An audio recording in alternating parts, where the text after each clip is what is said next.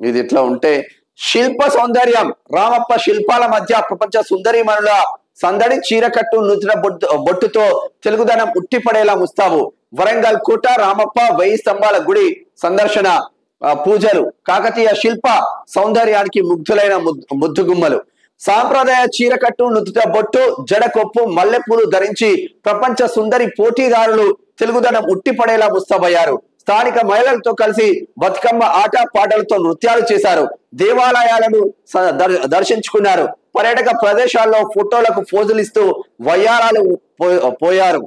మొత్తంగా బుధవారం miss world 2025 పోటీదారులు ఊరుగల్లు పర్యటనలో సందడిగా గడిపారు ఉమ్మడి వరంగల్ జిల్లాకు 2 బృందాలుగా వచ్చిన 57 మంది సుందరిమణులు చారిత్రక 1000 స్తంభాల ఆలయం వరంగల్ కోట రామప్ప ఆలయాలను సందర్శించారు తొలుత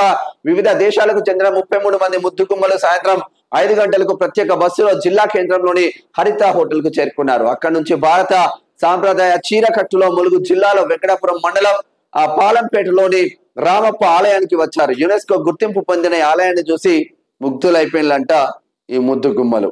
ఇక పైసలు ఇస్తామన్నా పట్టించుకోలే కొందరు అధికారుల నిర్లక్ష్యంతోనే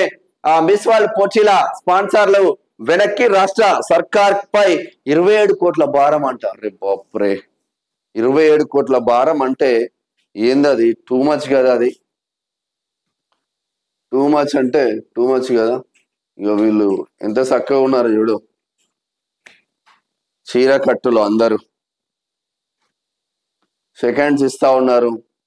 కొండా సురేఖ గారు మంత్రులు ఇక వాళ్ళకు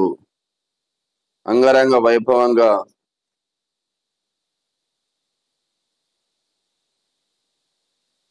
ఢోలు వాయిద్యాలతో